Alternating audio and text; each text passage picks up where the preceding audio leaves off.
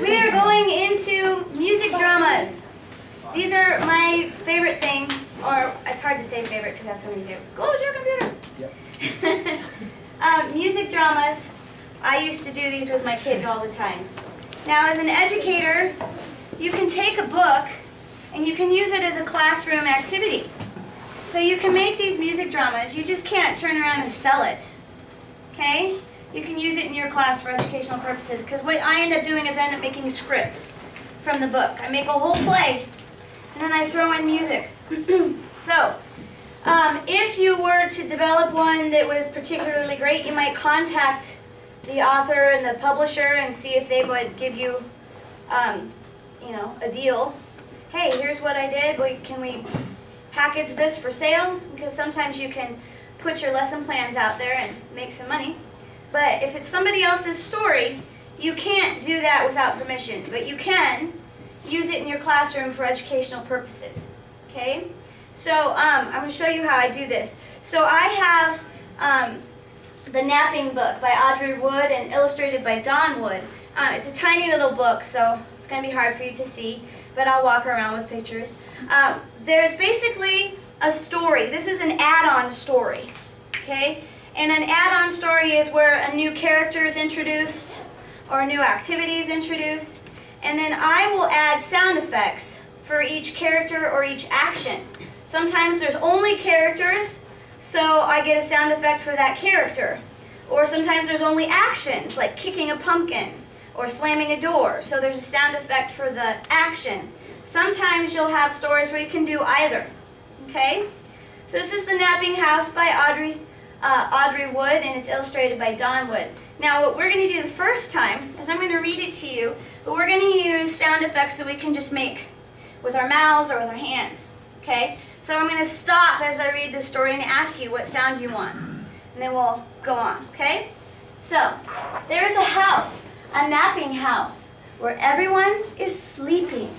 What could we do for a sound effect for a house? Oh, just the house. Yeah, think of a house. What's a sound that you would hear at a house? Ding dong. Ding dong. Everybody want ding dong? Okay, so here you go. There is a house. Ding dong. A napping house where everyone is sleeping. And in that house there is a bed. A cozy bed.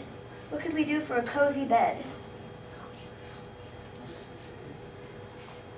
Sound effect for a cozy bed. Oh, I heard one. Mmm. Okay? So let's do that. And in that house, there is a bed. A cozy bed. Mmm. And a napping house.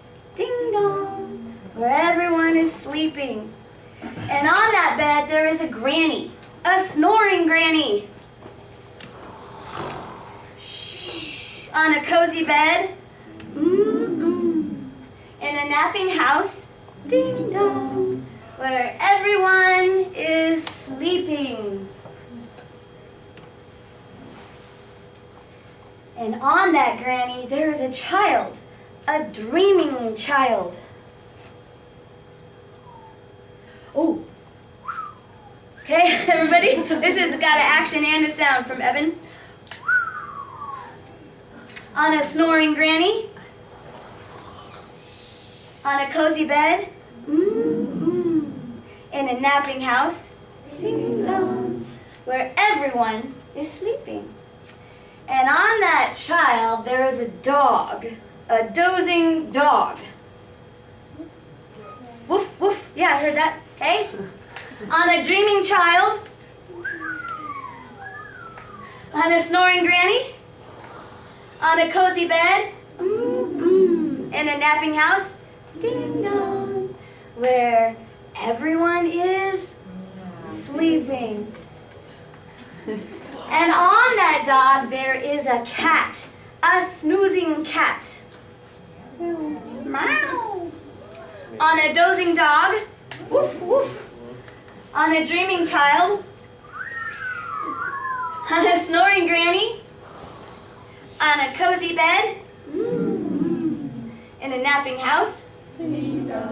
Where everyone is sleeping. And on that cat, what do you think's on the cat? A mouse. There is, a mouse. A slumbering mouse. What can we do for a slumbering mouse? Squeak, squeak, squeak, squeak. On a snoozing cat. Meow. On a dozing dog. On a dreaming child. On a snoring granny. In a cozy bed. In a napping house. Where everyone is Sleeping. and on that mouse, what do you think there is? Cheese. Close. Not cheese, but it rhymes with cheese. Fleas. A flea. A wakeful flea, can it be? What's our sound for a wakeful flea? Ooh. Ugh. Okay, a wakeful flea. Ugh. On a slumbering mouse. Squeak, squeak, squeak. On a snoozing cat. On a dozing dog. On a dreaming child. On a snoring granny. On a cozy bed. In a napping house. Where everyone is. A wakeful flea who bites the mouse. Squeak, squeak, squeak. Who scares the cat? Meow. Who claws the dog? Woof, woof. Who thumps the child? Wham. We need to change this one, don't we? Who thumps the child? Wham. Who bumps the granny? Holy cow. Holy cow. Who breaks the bed? Crack. In the napping house? Where no one now is sleeping. Okay? So, my first time through with my kids, I'm going to do it with just sound effects that we can make.